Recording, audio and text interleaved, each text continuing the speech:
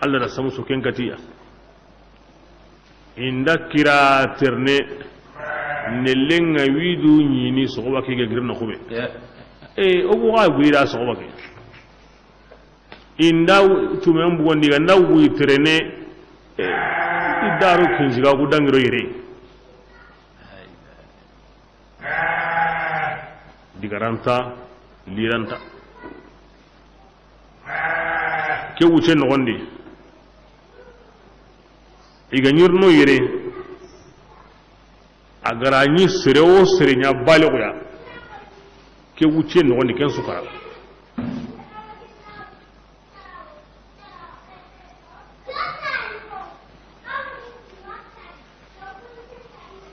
Musa to ke wuce adi Haruna yimme awa fati ke wuce no gondi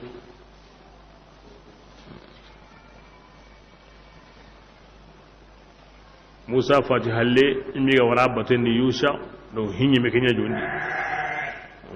kibire Allah gara awa ngara mbugiya kem pakati ngenza ila debe ngari kibire nga igaro ido kenda gajengenya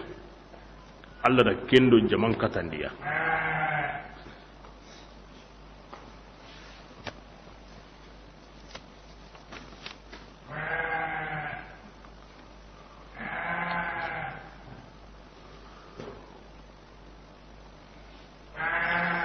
بسم الله كبرنا موسى عليه الصلاة والسلام ari aywa kallenga ki ar Allah nyaga nan tani tinto ningu ya senninga khomi gullabani haqqe angana gulla mutuna siri kim pakeme Allah la tinto ningu ya senninga o bi kemu hadisi ni wori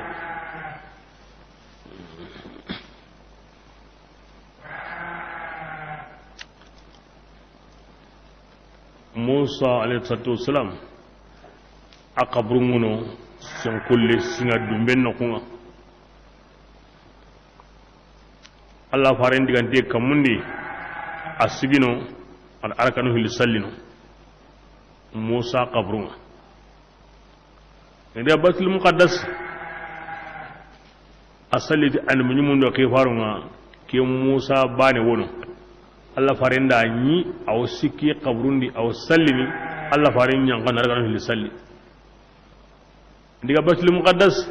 aga salliti ya gari ke Musa taqaw kendi kampati tumundi ni gari arani ke Musa bane yawono ina Musa su sikani la asunu Musa bane yayi asu hadi awdo gina mina aw sham sham ngati sham li ngati siri kata Palestina yang Syamia. Auto sengkulle insinga dumben no kuma sisa ka bukan no kuntu ni usar. Wa ani me huwa qifari asuqa burun no kuntu ni. Aho gabe. Allah subhanahu wa ta'ala komen koni Allah ko musri hijab takingo ay lakka so kontentai. Allah faranti irayin siki qabrundi aw sallini ahadisen sahantingen Allah faran salliti isuka humundenga baitul muqaddas asahantingen kambaya tumundindi ati Allah faran sagi katan kamanga ana hobu tankaragenga asahantingen ahadisen sahantingen pira Musa ni sikoyba Allah faran ngende aga taw mo Musa nu go kuma ndiga mo boy kebira kenan to Allah faran ndiga mo ngade pe na udu kampata hana hillandi sikandi nagatandi karagandi tumundi nyerundi ada honya sudi Allah ko mo goruya iso ga sallah halen nyende ngaken dangi sono fa idha ana bi baske lidi fuja ora menyi sendi sisange ma angantaw enga dia kamu inda ya awono kana ayanda kinya sawona akon ke mo gode fa idha ana ndinduni tayro iza lil fuja o sali do me sisa nge ma honda tayingi anda ni kewono koy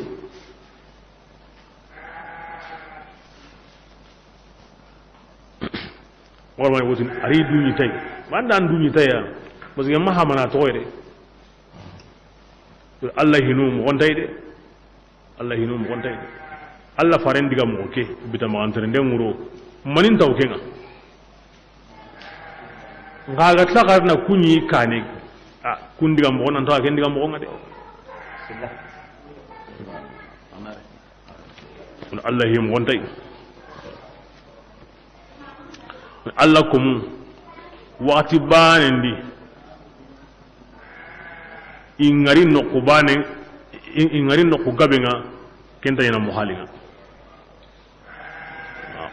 wati banendi indiga no kugabenga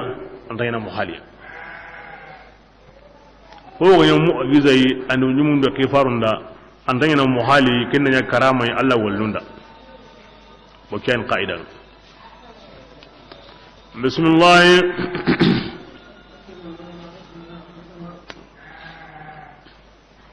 مامو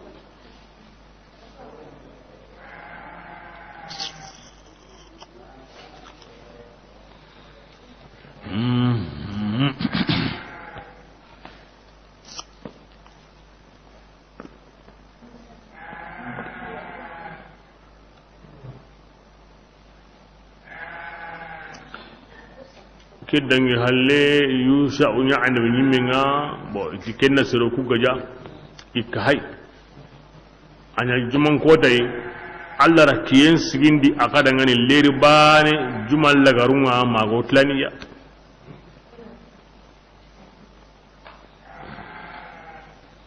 ahmadu ahillana isimbe kitabendi tikiyemma sigi sire dangani hina maganda yusa na to akuma nan diga bajul muqaddas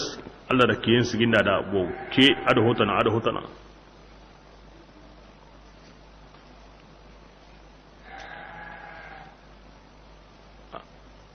diga na janna gamu ni ke manya make ai Allah faren ta kan ta kendi de Allah faren pin su ko mante minal mustasniyat aken ke manya make ai Allah faren ta kan ta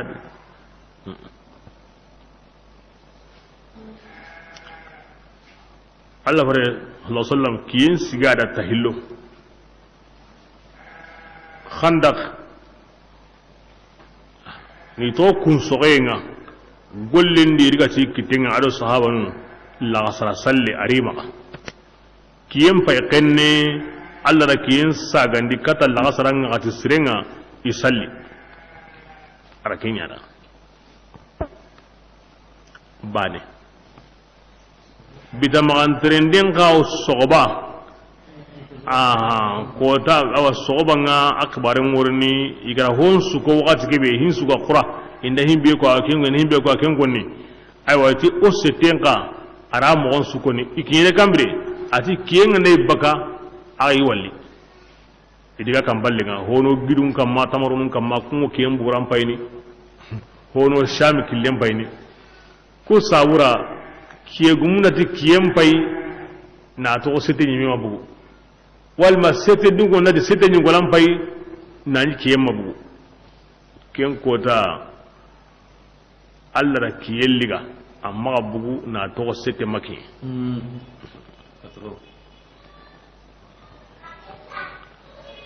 ke aw ali khare wayani godi de Allah farani kankene ikito gen kamma imman ngal la saran salli aga wundi kiyem pay kenne Allah fare adi Allah ali ni anke nyamari bati nyadi de anyam fare nyamari bati nyadi kibira nganya gana anda kiyen sagandi maga salli kana fi ta'atika wa fi ta'ati rasulika ina nyogo na girndi sigin nan salli kebdi jukuya atona Allah rakin sagandi nan ke la asram pakenga agirna salli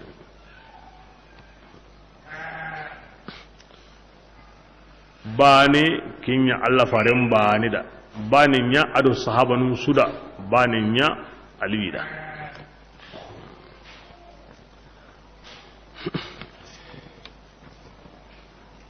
ya saw Allah dun gonti jukku mo seren kina no kuygo an gollen tan kina no at-ta'addub ma ahli Allah nan jukku ka fa Allah kuma surunga aw seren kina no kuygo an gollen tan kina Allah farin yanti on salli waqatin diti Allah ti kundunga na qoto ni newye suntadi musala suntadi beket Allah farin mo qurayndi aw qobenga ngewono akeni mewono o ko na senkara o ko na qoro serebe ga ndai yawa ipandinu ngara na ankitun kon na laga nan salli anda wosirinya aya ma don salli ti Allah ti ay me woyre كيف يقلني من يعني هذا هو تعدد مع الله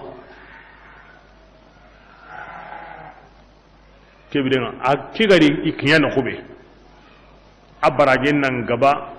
asuniyen nan gaba atintoyen nan gaba dina himbiru gari tanun yanke nan salli na to Allah faran to koy manna kiniya jukku kafa Allah fare aqra gilla gara kiyen saga nida ayan ton salli sallin nan mo la ta'ata li makhluqin fi ma'siyati al-khaliq at yungolam bayin to kinga ma wakan gane kinina mulim buga kaman nan girnan salli anda wunde ga hara ga anda wunde ay ma makoda ayan ton salli ayan kan kin kama yogoni kita anje nga to kono jukku sabura ka fa Allah faringa o kira himbe kin aliya ana kiyan kobe akbarajen korenni an han korenni dinan ta ga yayin gulan baki kaman nan girnan salliya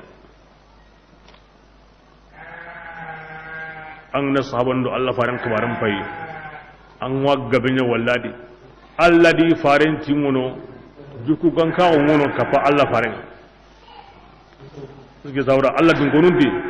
juku ganke juku kumen kenan ko yugo an bace tan kenan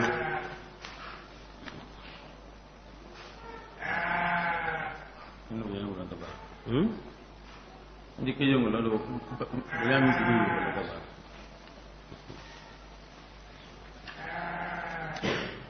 bismillah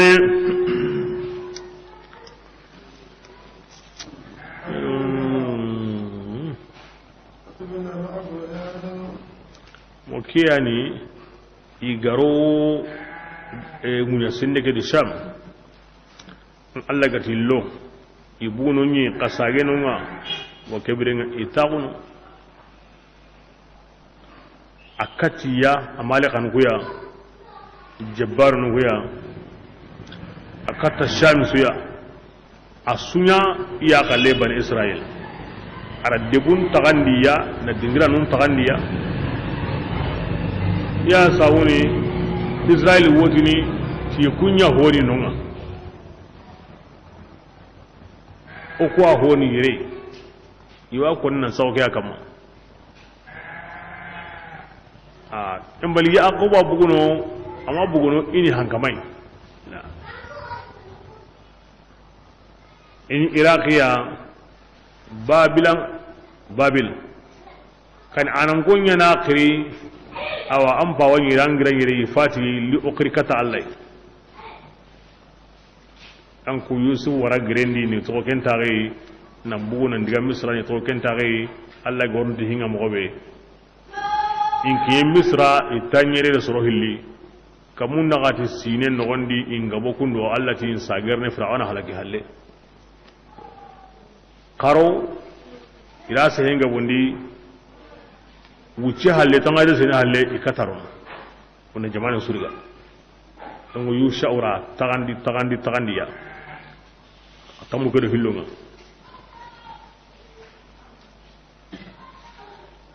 kimra yusha fati no kunu wona waqalati ibrahima gide ira hurello ndino awuni kame aro tampile sino tumi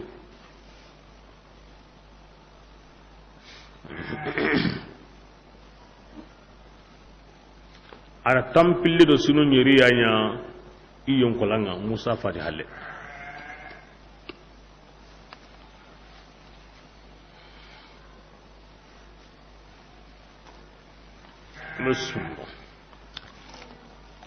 بسم الله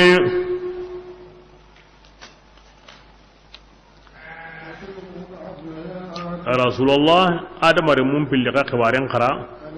أنصرون كمدي أيوتي الله دموتو على بني إسرائيل كبرنا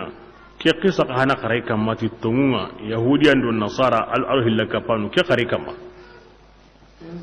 برينياني آدم رموكو اللي قرأت انتو مندينيا أو تنتو مندو يا هابيلا أدو قابيلا هابيلا كني ولا لينتنا كني ينكرا قابيلا كني كلام جينا كني نكرندينيا أيانغوا أمرو هنبي فامون أيان كون مغندي أي مي سارة مونين إسقو مو هتنا كوني دعو كبرنا كندو كنتا بالا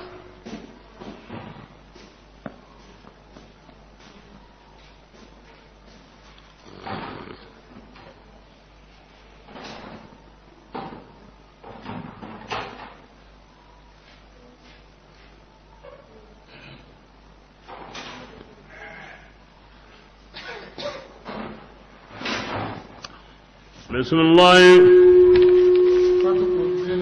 كبرنا إرغاندي gilli wo bane yake ngani habilay imari gandi gilli bane tunte mundu hongade ngani qabilay ankeda be isori manidi alla mati wo ken sukoni de yire qur'ana di akisagum ngotini oma awa hawa ara tampillin o ya sara o hawa adamada no suni yugo ado yagare aganda mado habe aganda me yagini ay killare sisa ko kuma me yare kemire yare ngamo adama shari'an kebeya ko ne ni ga yare mutunu granyo yi ko ne yare mutunu aga hilli be ko ni ga sare do mi hunum bildi an gunda me yare o kinya ken shari'an aga kinya kuya awa kebrenga qabila ati ikinta habila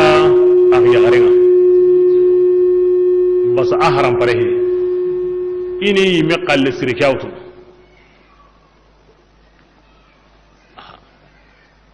adama ti kenta nyana kini alla shariyani ati alla ma kanda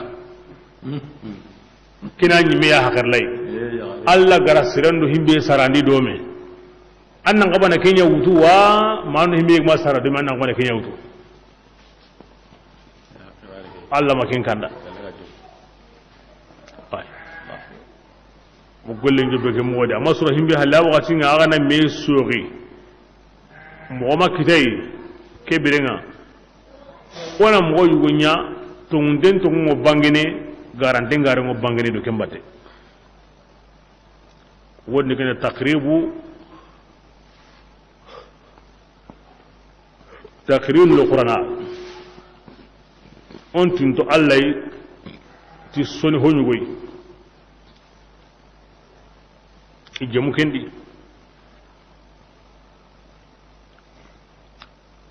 هابيلا كني دابا مرانني دابا مي بيغانتا دابا نوندي جاغين سري أروكلي أيوة قابلا كني سوغانني adigi tendi jogore be meganta tendi bonoyendi ara kempata ari nde hunchu be ga wayi me agumana hu tiganji bagayna hun kambu yime iri sawndi ken ko tanga kinga ndanya alla ga na himbe kalleliga yimbe nyo baka kamundi na likembi wal mara wodi gana donc yimbe mbugo kamundi na habila kalleliga bismillah qala kebringa habila jaqabila la wa kebringa aywa qabla habila ti mingaran kari qala na sabunya yi aw alla ran kalleliga nin kallen to kebira kene hotana kay kari kigani hasida ko ngeta وهابيل هذا إنما يتقبل الله أنما الله تعالى رغندني الله كنا نيد كبرنا كني نيما ني كينا كونين كقلين توما بسم الله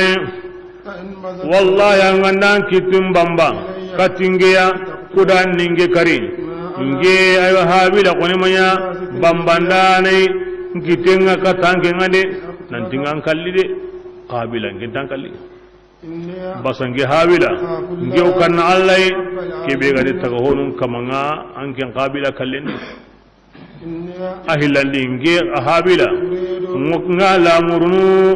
anken qabila sage tinge kalle dunubunga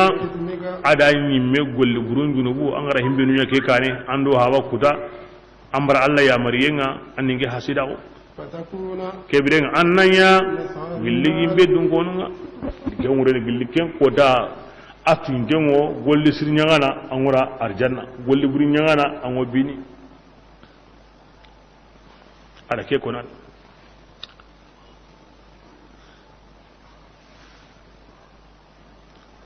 nga kidgami ma waju ke maka yankay ma waju ke moko mokoy ma waju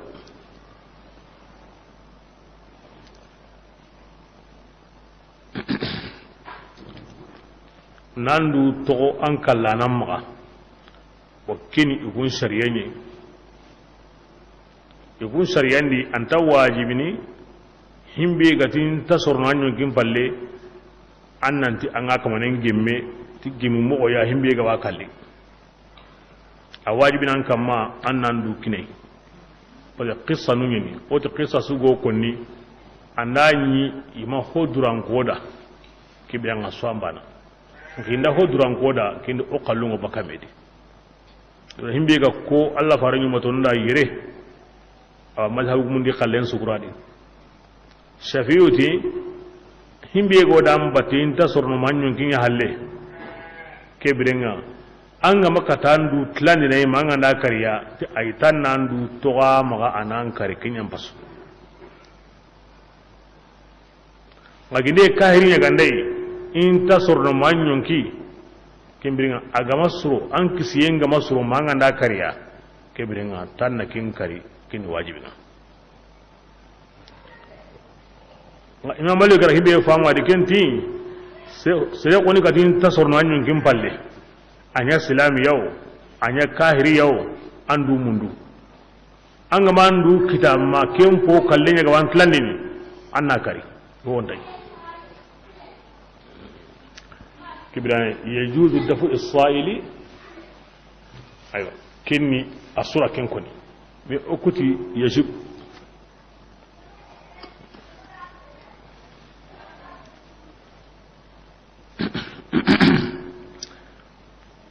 anan kaso mugotana ga makri minna kariya ti ai ma kari ani kunnu ya tana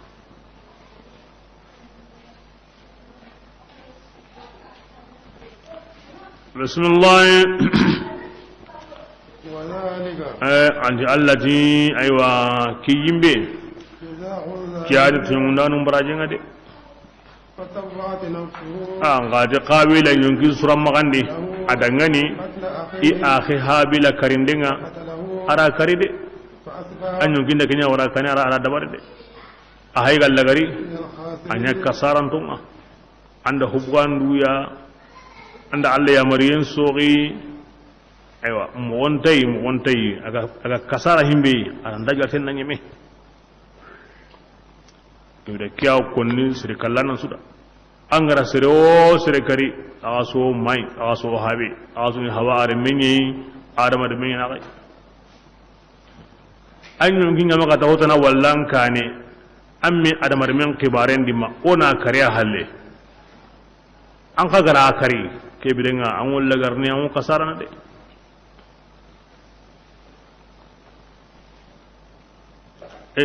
kalle manya hina kini karata hana ne nga kalle khamo ibulisa yillada na yilinge ni woriga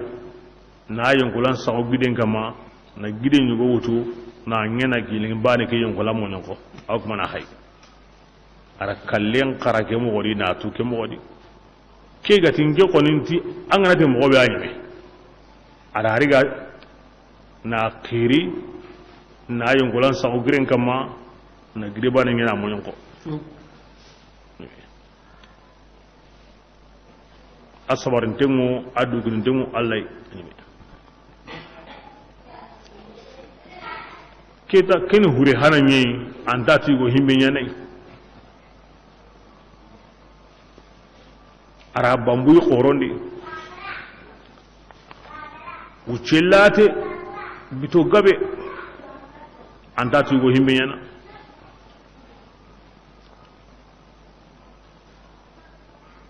rasulullah kibra allari qaqiqi aw jaga jagandini munyenni kudaina aywa qabila warinni mogombe iga suturandini awai akhi habila ahurenga Allah subhanahu wa ta'ala hinna nanyani de akawo hil kampi na litaga ya ngure kenda ya tampi atawo itenyu go ure keta kawo hil kampi na litawo igaja baninda banin jobi na wakasi magawa murondini amuro halle adiga munyenga na jaga mawo kumen kutunadi ada keriga na qiri na wara kummekedi ni halle ko singa ni tanya na warari na damba akan fina diga ti Allah ra koyi kan wani himbe nya bismillah qala qabilatikum ba'dinga ya angin bonengo harin konto nanya misala al-awra koy ki khare mugomme nasudurundi arim purenga adi qawa qabila alla garide gilin nimisanu made annimisi manedi kallendi hede agara wuce be nya ke gaba korondi tanate kota kondi sine annimisi kenye yelingen pakarenda ke ware inge makata ke ngalli yen Allah latif Allah ni mo mo ndungo nyede ki hayke sisa mu nyango tengama sere jinu bunda qoray ko buren sulla silina yayi ngake su ko mande Allah hayga hinne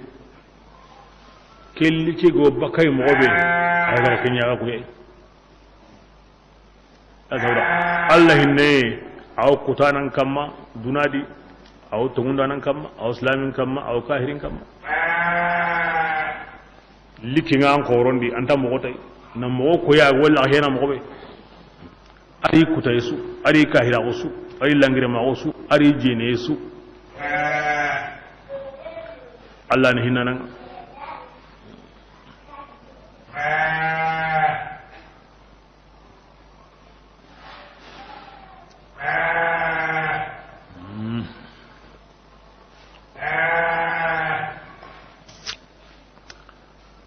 hore munyenda horentoni agra yonkolankara koy munyenga o jintoni mo be ngana jo akama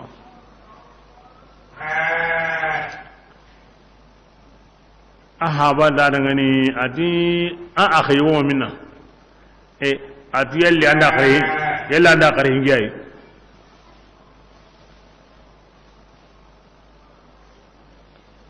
ati ay ma kay hanga aw ko mun ngi Allah gangu munyendi de anda kari mani gile ngara kari hore mo mina to sagu mun digli kinyani Allah la haram mun kama ana hore mini hore nga buba ne asaka mun kama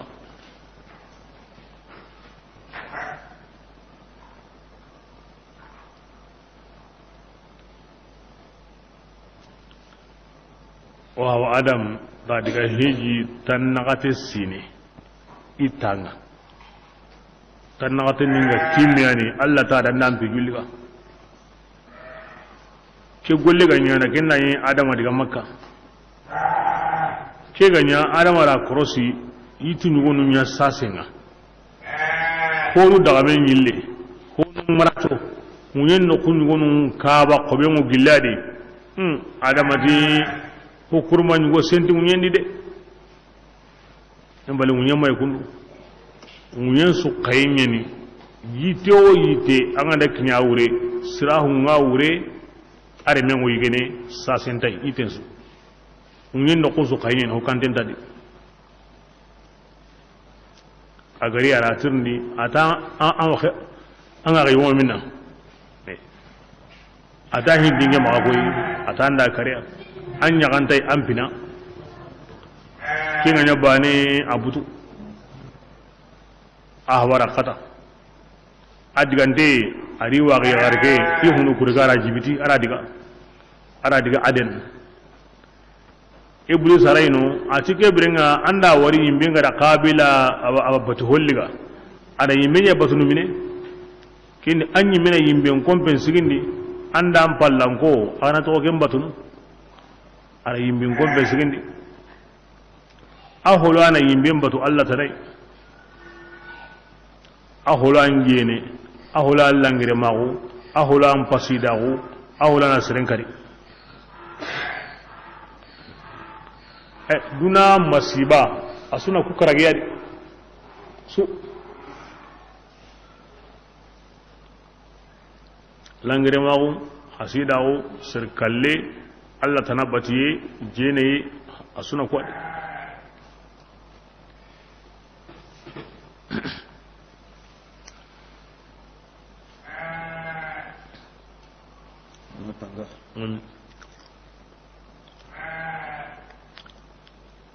aga diga doru aro lemmi aro ya garga lemme o lemme kita igo lemme ho ya bunun dembane mannuhu tufana ngara wagat kebe isu toko kendi ahalle mato mahalle to shisa ya sogurun nan to maduna agri sire suga bu hogo munyendi dunadi to shisa yari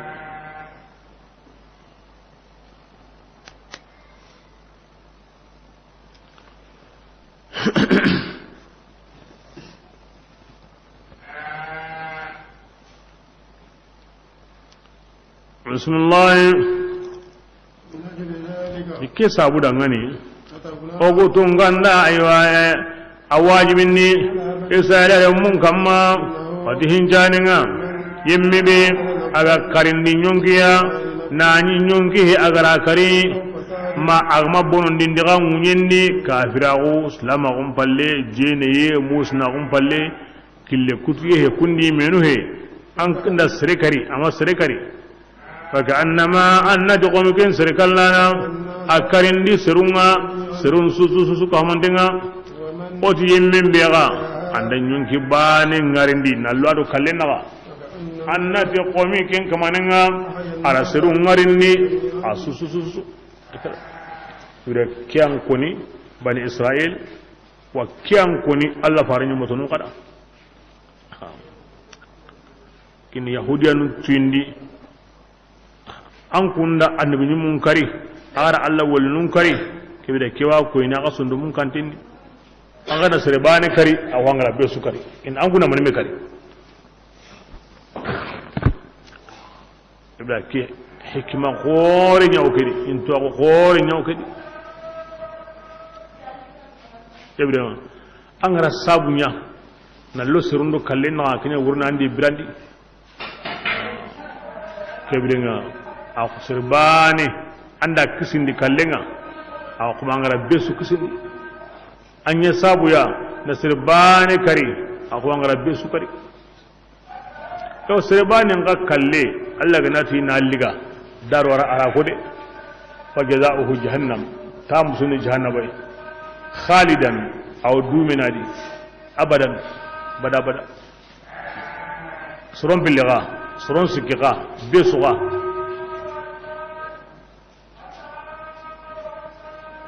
ibrahim serena herenya annanya surun brandi sabuya arna kinyoda maganya surun kari sabuya arna gusindike ayam begara bangana Allah nda seribane piya kari ta wangara besu kari maganne kuka sabu sirenga imbe ko nyina surun bira sabu ngade tanga nanga seribane da na kisinde kallenga أخبان ربي صبرندي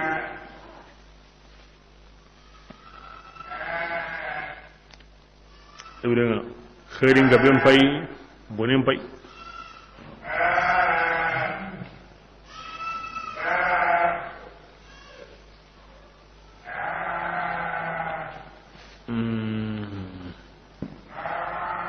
أيين سمعان أيين يقطع أيين أبا جوجو هارون لي بنسا لانغونغا تدلي بانغانتونغا كم بالي جمام بوغابينغا جيلي إكونغا أو أيين لهاليا إنيا داران غرا يوم يندي هارين قبليا المجيمين قبليا كسو هالي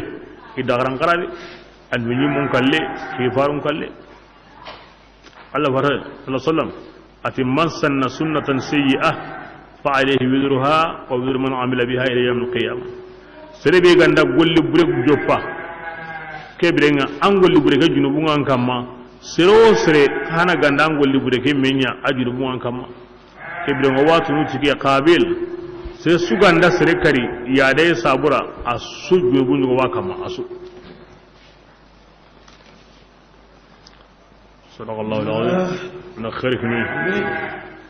أرنا سابو سلك تودا الله أنت سابو بري ورندوك تنكما نيا الله كم سري نيا فارم كنا سري نيا شو الله خلنا سري نيا ميدا باغ سري فارم فرما بسم الله الرحمن الرحيم